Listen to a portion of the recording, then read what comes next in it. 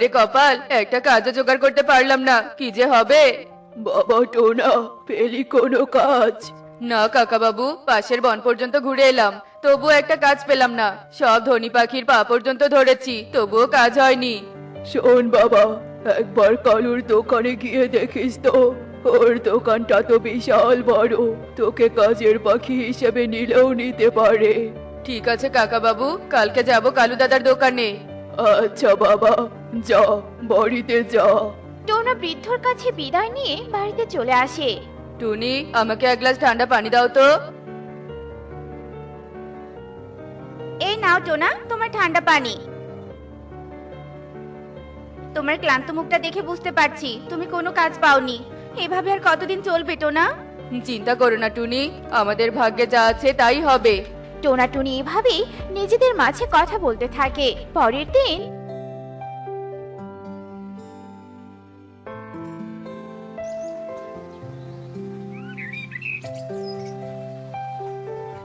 কালু দাদা, আমাকে 5 কেজি চাল দাও তো। দিচ্ছি দিচ্ছি। আরে দাদু, আমি যে তোমার কাছে 2 কেজি চিনি চাইলাম, আগে আমাকে চিনি দাও। আমি সে কখনই ডিম চেয়েছি, সেই ডিম দেওয়ার কোনো নামই নেই। দাদু, তুমি এত বড় দোকান আর এত এত কাস্টমার সামলাতেই পারো না, তোমার দোকানে একটা কাজের পাখি রাখলেই তো পারো। যত সব, এভাবে অপেক্ষা করতে একদম ভালো লাগে না। দিচ্ছি দিচ্ছি, সবাই আর একটু অপেক্ষা করো। এই বলে কালু একা হাতে সবাইকে তাদের প্রয়োজনীয় জিনিস দিয়ে দেয় আর সবাই টাকা দিয়ে চলে যায়। ঠিক তখনই সেখানে টোনা চলে আসে। দাদা। হ্যাঁ বল, কি কিনবি? দাদা, আমি কিছু কিনতে আসিনি, আসলে আমার একটা কাজ দরকার, তাই বলছিলাম কি তোমার দোকানে আমাকে কাজের পাখি হিসেবে রেখে দাও, মাস শেষে তোমার যা মন চায় তাই দিও। এমন একটা কাজের পাখি তো চেয়েছিলাম। কি হলো দাদা, রাখবে আমাকে কাজের পাখি হিসাবে? দয়া করে না করো না দাদা, আমার একটা কাজের খুব দরকার। বেশ, এত করে যখন বলছিস, কাল থেকে চলে আসিস। ধন্যবাদ দাদা, অনেক অনেক ধন্যবাদ। এই বলেই টোনা সেখান থেকে চলে যায়। কিছুক্ষণ পর কালু দোকান বন্ধ করে চলে যায়।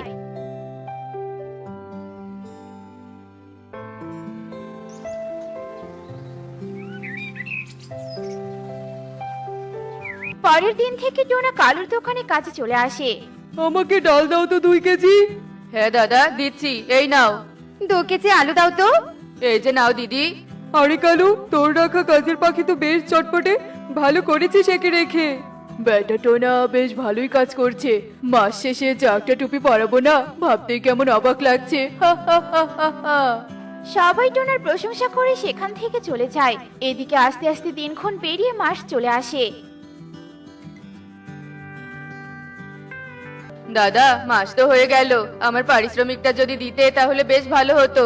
এই মাসে যত টাকা আয় হয়েছে তার সবটাই মোড়ল ইগল দাদাকে দিতেই শেষ হয়েছে। তার জমির ওপরেই যে আমার দোকানটা, বুঝলি?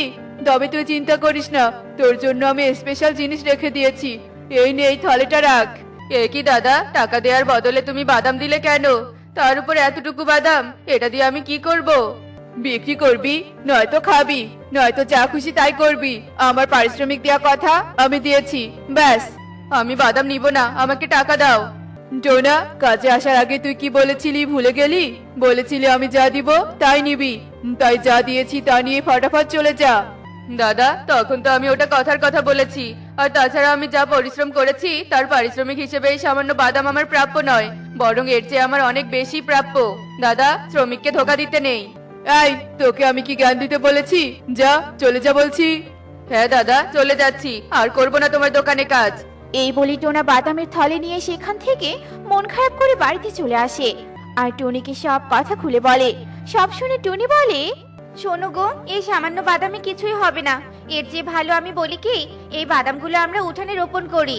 কিন্তু টুনি, এখন তো বাদাম রোপণ করার সময় নয়। সময় নয়, তবু রোপণ করব। যত আগে রোপণ করব তত আগে ফলন পাবো। আর জানোই তো, বাজারে নতুন জিনিসের দাম আকাশ সমান। ঠিক বলেছো, চলো তাহলে এখন থেকে কাজ শুরু করে দেই। হ্যাঁ হ্যাঁ, চলো। এই বলি টোনাটুনি তাদের উঠান চাষ করতে থাকে।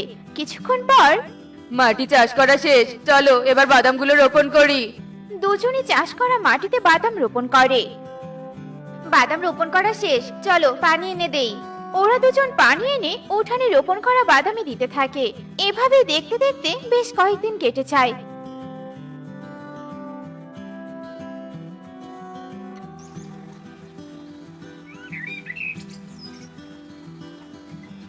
একদিন টোনা, আমাদের বাদামের গাছগুলো বেশ তরতাজা হয়েছে, দেখে মনে হচ্ছে ফলন বেশ ভালোই হবে। তা কোন দিন বাদাম তুলবো বলো তো? আর কিছুদিন জাগবো, তারপর তুলবো। এভাবে আরো কিছুদিন কেটে যায়।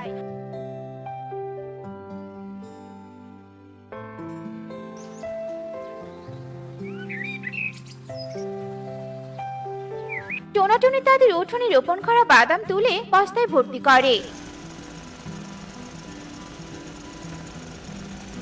এখানে টোনাটুনিকে। জি আমরা, কিন্তু আপনি কে? আমাদেরই বা কেন খুঁজছেন? আমি রহিম, শহর থেকে এসেছি। এই বনের এক বৃদ্ধ পাখির কাছে শুনেছি তোমরা নাকি নতুন বাদাম চাষ করেছো।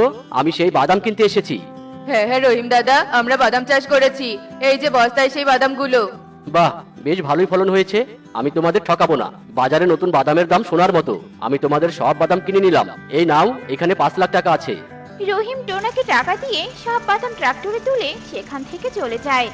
এত টাকা, এত টাকা আমি কখনো দেখিনি টোনা। এই টাকাগুলো আমাদের পরিশ্রমের ফল টুনি। এর কিছু টাকা দিয়ে আমি আবারও বাদাম চাষ করব, আর বাকি টাকা দিয়ে বনে একটা বড় মুদি দোকান দিব। ঠিক আছে টোনা, এবার ঘরে চলো। এরপর টোনা তার কথা মতো বনে একটা বিশাল বড় মুদি দোকান দেয়, আর আবারও উঠানে বাদাম চাষ করে। কঠোর পরিশ্রমের কারণে কয়েক মাসের মধ্যেই টোনা টুনি বনের অন্যতম ধনী পাখিতে পরিণত হয়।